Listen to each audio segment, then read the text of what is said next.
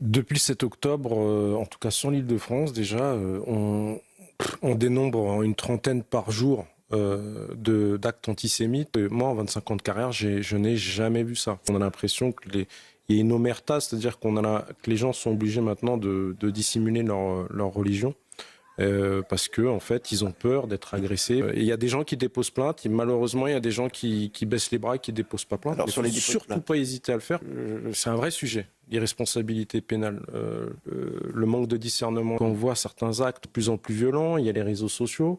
Et oui, il faut que les peines s'adaptent aussi. Aujourd'hui, la prise de parole, la prise de position via un tweet ou via les réseaux sociaux des personnalités, que ce soit des sportifs de haut niveau qui sont des exemples pour tous les jeunes, ils ont un impact énorme. Donc quand vous avez ce genre de propos et que la personne n'est plus présumée coupable et qu'elle est coupable, oui, il faut bien sûr une peine exemplaire. À partir du moment où c'est médiatisé, à partir du moment où c'est une personnalité, le protocole parquet en Île-de-France en tout cas, saisit automatiquement des services spécialisés au niveau judiciaire, on va savoir par exemple le DGRB, groupe de répression du banditisme, ou les brigades de répression du banditisme. Donc l'enquête, elle va vite, elle va loin, et c'est des services qui sont vraiment spécialisés dans ce genre de méfaits. C'est pas un truc qui arrive comme ça. Oui, c'est pas un truc qui arrive comme ça, et comme vous le constatez, alors pour l'affaire de Monsieur Nikos, ce qui est intéressant, c'est qu'on constate une fois de plus...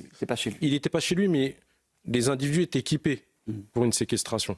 Voilà, ils avaient ce qu'il faut, absolument tout. Donc si malheureusement, lui ou un de ses membres de sa famille était sur place, eh ben, on aurait eu, comme dans l'affaire Guillon, une séquestration. Ça, c'est très important pour eux. C'est la violence de l'acte. Et c'est pour ça que normalement, l'avocat ne me contredira pas, ça passe aux assises. Et mes collègues des services d'investigation se plaignent de ça, parce que très souvent, c'est requalifié, ça passe en correctionnel et du coup les peines sont beaucoup plus faibles. Alors avec l'actualité, j'espère que ça va s'arranger et que justement on va laisser en assise, même s'il y a minorité, parce que souvent les réseaux très organisés utilisent des mineurs. Et vous avez un commanditaire majeur, et du coup vous avez une atténuation de la peine. Oui, c'est important comme condamnation. Je salue Linda parce que j'ai travaillé longuement avec elle. C'est quelqu'un que j'apprécie, c'est quelqu'un qui est très apprécié par les collègues.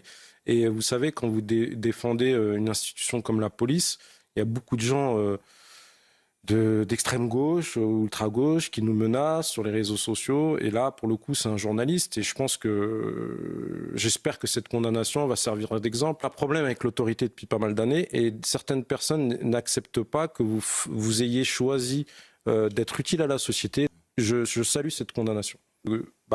Que ce soit l'acheteur ou que ce soit le vendeur, si vous attaquez le portefeuille, c'est plus du tout la même. Ouais. Alors le call center ou Uber Sheet, c'est une difficulté pour nous sur le terrain ou dans les services d'investigation spécialisés dans la lutte contre le trafic de stupéfiants. Pourquoi ? Parce qu'en fait, en général, quand vous traitez une affaire de stupes de grosse quantité, vous travaillez en préliminaire, donc vous avez plusieurs mois pour travailler à votre rythme, faire des surveillances, etc., etc. La problématique, c'est que vous travaillez en flagrant délit, c'est-à-dire que vous avez 24 plus 24, ça peut aller jusqu'à 96 heures dans le cadre d'une dérogation par un juge des libertés de détention. Et donc, du coup, il faut aller très très vite pour remonter toute la source. Mais bon, le but, c'est quand même d'interpeller l'acheteur. Et c'est vrai qu'avec une réquisition du procureur, pour nous, ça va nous faciliter le travail, parce qu'aujourd'hui, c'est de plus en plus courant parce que c'est moins de risques pour l'acheteur et c'est très lucratif pour les livreurs également.